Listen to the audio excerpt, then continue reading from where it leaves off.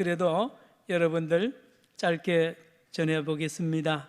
오늘 설교 제목은 나의 왕입니다. 따라합시다. 나의 왕. 여러분, 부산에 경치가 좋은 곳이 어디냐고 물으면 여러분 나름대로 어디라고 말할 것입니다. 제가 며칠 전에 황령산에 목사님들 회의가 있어서 거기에 커피집에 잠시 들린 적이 있습니다. 여러분, 그 옆에 청소년 수련원이 있는데요, 그 안에 뭡니까? 이 천문대가 있는 걸 아십니까? 천문대에 들어가면 밤에 망원경으로 야경을 보면 하늘이 온통 바다의 모래처럼 별들이 많은 것을 보게 됩니다. 가족들끼리 꼭 가보시고, 교회 학교도 시간을 내어서 나중에 여기 가서 별을 보는 것은 굉장히 중요한 교육입니다. 아브라함입니다. 아브라함을 하나님이 교육을 시키기 위하여 밤에 불러내어서 하늘의 별을 보라. 여러분, 중동의 사막에서 밤에 별을 보면 우리가 망원경으로 별 보는 것처럼 별이 하늘에 가득 차 있는 것입니다. 그래서 너희 자손을 이 별수만큼 많게 해주겠다는 말씀, 아브라함을 체험할 수 있는 그 천문대가 부산에도 있다는 말씀. 여러분, 우주가 창조된 이래로 하늘이 가장 바쁜 날이 있습니다. 가장 바빴던 날, 하늘에서 가장 큰 잔치가 벌어진 날이 언제일까요? 바로 오늘 본문입니다. 누가복음 2장입니다. 아기 예수님께서 탄생하시던 밤, 이 밤이 하늘에서는 굉장히 바쁘게 잔치가 벌어지고요, 분주하기 그지없는 귀한 날이 바로 예수님이 탄생하는 날입니다. 밤입니다. 먼저 하늘에 보이지 않던 큰 별이 뜹니다. 천문학자인 동방 박사들이 보고 금방 알아차립니다. 온 세계를 다스릴 유일한 왕이 탄생했음을 알고 수천리 수만리 길을 마다하지 않고 황금과 유향과 몰약 선물을 가지고 산을 넘고 사막을 지나서 이 베들레헴 아기 예수의 왕 되시는 예수님을 탄생을 축하하면서 무릎을 꿇고 예물을 드린 기록이 오늘 본문에 나오죠. 누가복음 2장 13절에 보면 하늘에 천군과 천사들이 바쁘게 움직입니다. 왜요? 합창하려고. 오늘 우리 시온 찬양대도 여러분, 오늘 이 부른 찬양을 그냥 하지 않죠. 준비를 합니다. 미리 또 옷을, 가운을 입죠. 하늘의 천군과 천사들 전체가 비상이 걸렸습니다. 잔치가 열린 거예요. 합창을 합니다. 왜요? 여러분, 지극히 높은 곳에서는 하나님께 영광이요, 땅에서는 하나님이 기뻐하신 사람들 중에 평화로다. 이것이 천군과 천사들이 부른 합창 가사입니다. 이는 사람이 부른 노래가 아닙니다. 너무너무 기쁜 것이에요. 왜요? 이 땅에 평화의 왕이 탄생했기 때문에 축하하는 것입니다. 누가복음 2장 10절과 11절에 보면 하늘에서 하나님이 보내신 천사가 또 급하게 움직입니다. 바쁘게 움직입니다. 그리고는 이 땅에 내려오는데 누구를 찾아가느냐? 베들레헴 들녘에 밤에 밤새도록 양을 지키던 목자들을 찾아가서 이 하늘의 천사가 이들에게 굿 뉴스를 전합니다. 기쁜 소식을 전합니다. 온 세계 모든 사람들에게 미칠 엄청난 기쁨의 소식을 다른 사람이 아니라 베들레헴의 목자들에게 이 하늘에 하나님 보낸 천사가 전합니다. 다윗의 동네에 베들레헴에서 왕이 탄생했다는 것입니다. 그러므로 기뻐하고 이 소식을 널리 전하라는 이 하늘의 천사가 내려온 날도 성탄절 밤입니다. 여러분, 그리고 우리가 온 인류가 지금 쓰는 역사 AD, BC 기준이 어느 날입니까?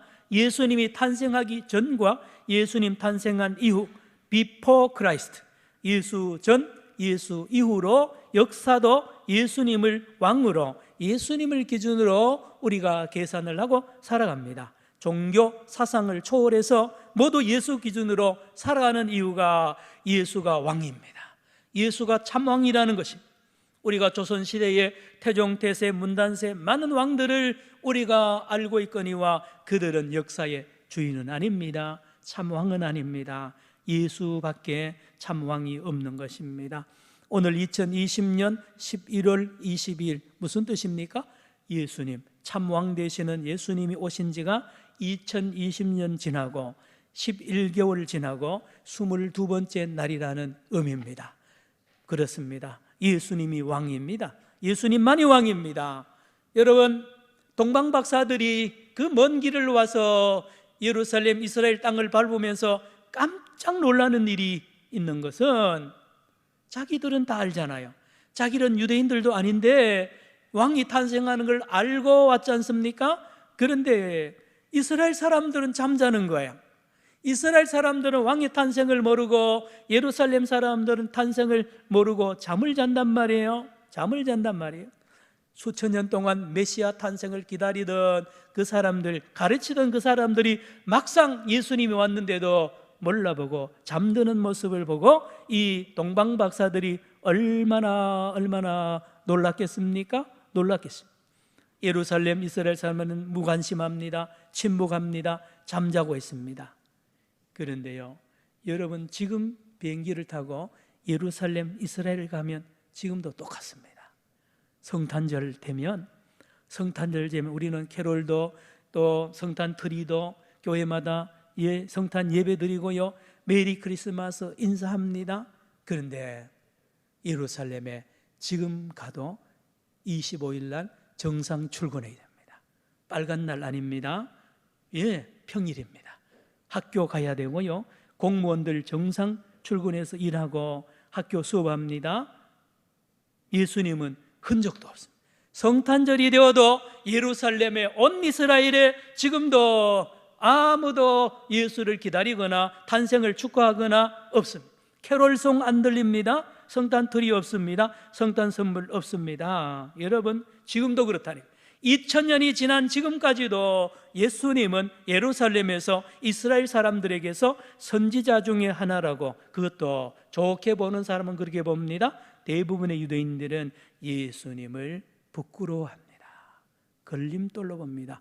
스캔들을 일으키는 아주 나쁜 예언자로 봅니다. 그리고 그들은 BC를 뜯어 고칩니다. BC를 BCE로 합니다. 여러분, 이스라엘의 모든 교과서에는 BC가 없습니다.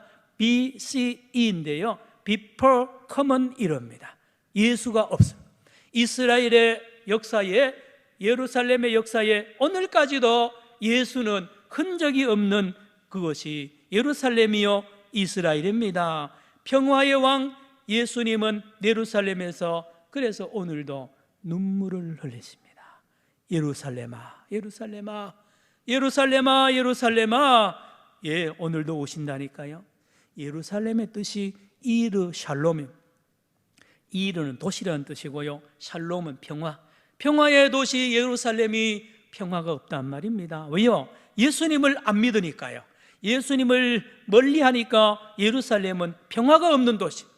전 세계에 평화의 마을이 다 있던 평화가 있는데 유독 예루살렘에는 평화가 오늘까지 없습니다. 이유가 예수님을 멀리하고 예수님을 영접하지 않기 때문에 그러합니다. 그래서 팔레스타인 사람들과 이스라엘 유대인들은 지금도 전쟁합니다. 중동의 화약고가 예루살렘입니다. 왜 그럴까요? 예수님, 평화의 왕 예수님을 배척하고 죽인 도시고 지금도 거부하기 때문에 그렇습니다. 그래서 그들은, 유대인들은, 이스라엘 사람들은 이 팔레스타인 사람들과 같이 이렇게 친하게 지나지 못하고 장벽을 세웠습니다. 높이 8m가 되는 높은 콘크리트 장벽을 뺑 둘러가면서 팔레스타인 사람들이 사는 마을을 포위를 하고 300m마다 초소를 세워서 서로 긴장 관계를 유지하고 있는데요, 전쟁입니다. 평화가 없습니다. 불안합니다. 어디 가요? 예루살렘이요. 누가요? 이스라엘 사람들이 사는 곳마다 평화가 없는 것입니다. 우리가 기도하고 선교하는 육동일 선교사님, 여러분 유튜브를 보실 때에 진리의 집이라는 그 유튜브 주소를 치고 들어가면 거기에 육동일 선교사님과 그 가족들과 같이 하는 동역자들이 예루살렘 시내 한복판에 벤 예후다라는 최번화가에서 저녁에 찬송하는 것을 동영상으로 볼 수 있습니다. 진리의 집, 육동일 선교사님, 평화를 노래합니다. 평화. 그래서 그 선교사님들뿐만 아니라 모든 이스라엘 선교사님들은 예수 그리스도의 평화의 왕을 이스라엘 사람들에게 전합니다. 여러분들도 예수를 믿으면 이 예루살렘이 평화의 도시가 된다는 복음을 전하고 있단 말입니다. 여러분, 오늘 말씀드린 대로 오늘은 교회력으로 보면 금년도 마지막 주일입니다. 이름이 왕이신 그리스도 주일입니다. 예전 색깔이 흰색입니다. 다음 주일은 신년이 시작됩니다. 새해가 시작됩니다. 교회력으로 대강절 첫째 주일이 되면서 보라색 촛불을 켜게 됩니다. 새해가 시작됩니다. 오늘 왕이신 그리스도의 주일은 금년도 마지막 주일인데 무슨 뜻이 있습니까? 한 해를 돌아봐야 됩니다. 돌아보고 나는 누굴 왕으로 살았는가, 누구를 왕으로 모시고 살았느냐는 것을 돌아보는 주간이 바로 이번 주간입니다. 인생은요, 누구를 왕으로 섬기느냐에 따라서 결정됩니다. 누구를 왕으로 섬기느냐에 따라서 그 사람의 인생이 결정된다니까요. 여러분의 자녀손들 마찬가지입니다. 누구를 왕으로 섬기, 누굴 주인으로 섬기느냐에 따라서 결정이 되는데, 예수님이 말씀하시기를 두 주인은 못 섬긴다고 말했습니다. 한 주인을 누구든지 섬기고 있습니다. 어떤 사람은 돈을 주인으로 섬기는 사람이 있고요, 어떤 사람은 권력을 주인으로 섬기는 사람이 있고요, 어떤 사람은 사람을 섬기는 사람이 있습니다. 여러분, 그런가 하면 예수님을 주인으로, 예수님을 왕으로 섬기는 사람, 크게 보면 예수님을 왕으로 섬기는 사람들과 예수 위의 것을 왕으로 섬기는 두 종류의 사람들이 있는 거죠. 그런데 특징이 있습니다.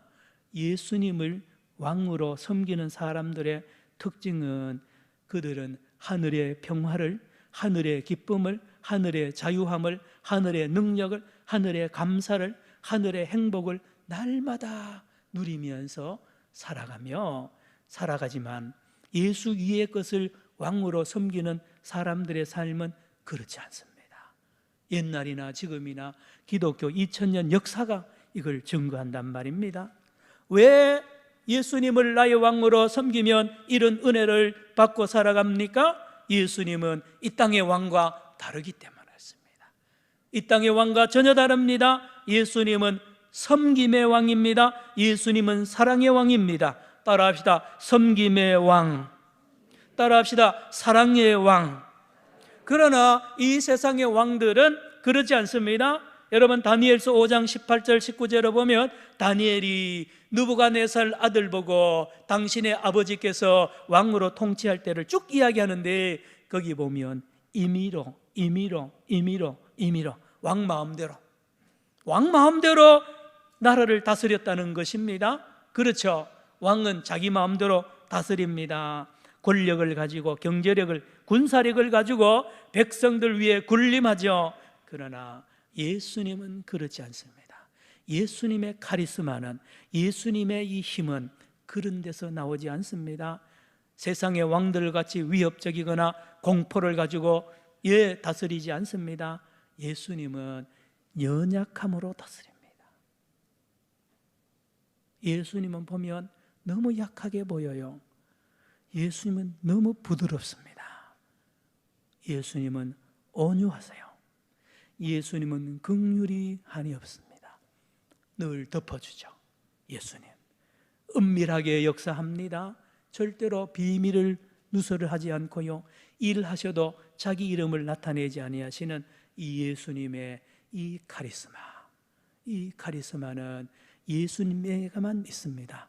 세상은 참 왕이 아니기 때문에 강하게, 뒤에 여러분 드라마나 옛날 보면 어느 나라든지 왕의 이 보좌 주변에 뱀과 용의 그림을 해놓고요, 무섭게 해놨습니다.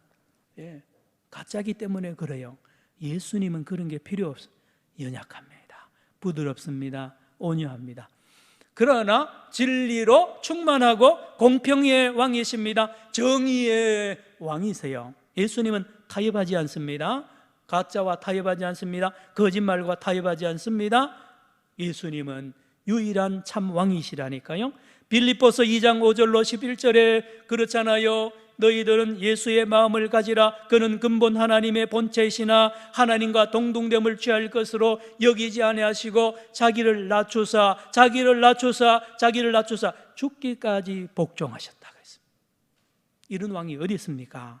왕이요, 왕이 사람의 발을 씻겨준다니요, 왕이 사람을 죄를 대신 죽다니요. 반대죠.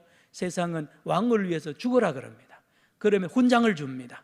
너는 왕을 위하여, 나라를 위해서 이런 일을 했으니까 훈장을 주는데, 하나님의 나라, 예수님의 나라는 그러지 않습니다. 예수님이 죽습니다. 예수님이 백성을 위하여 죽잖아요. 이런 왕이 세상에 있습니까? 그러나 그는 전능자입니다. 그는 창조자입니다. 지혜자입니다.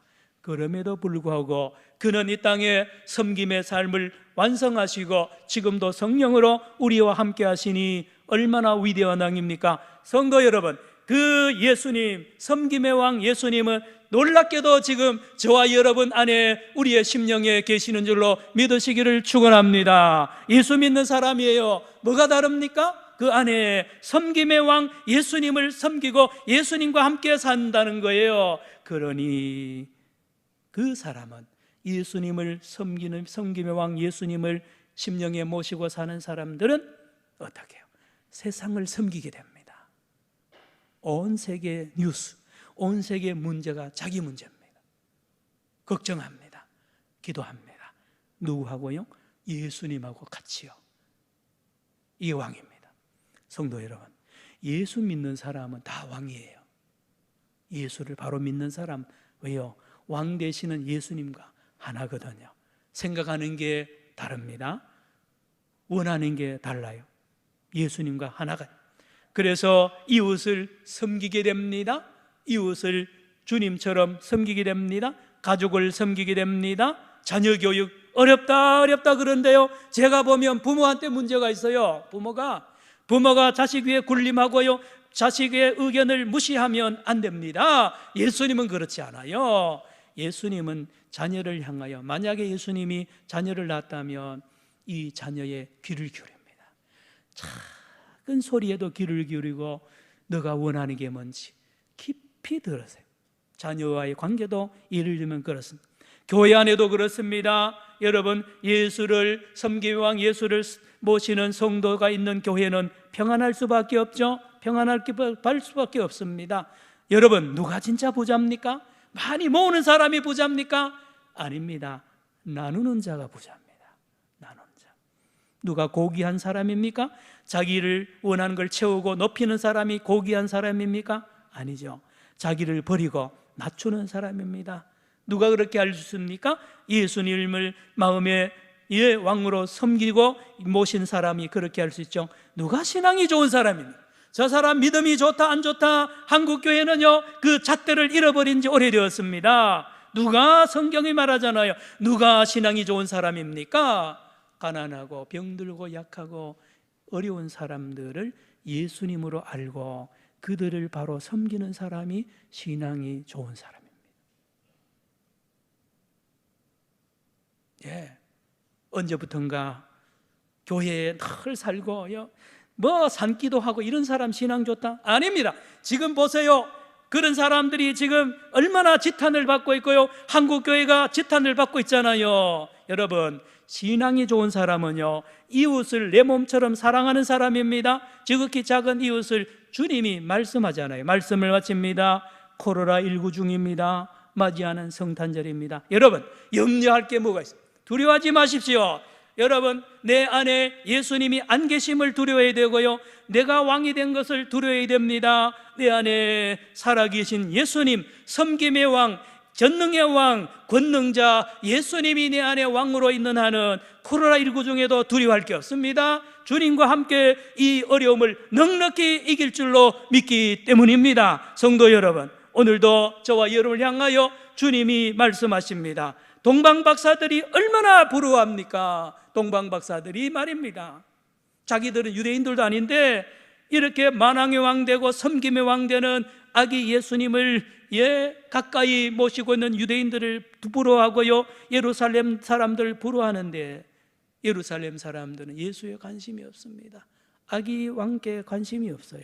오늘 저와 여러분과 우리 한국교회가 예수님에게 그만큼 관심이 있습니까? 예수님에게 무릎 꿇습니까? 날마다 그를 섬깁니까? 그와 함께 동행합니까? 회개해야 됩니다.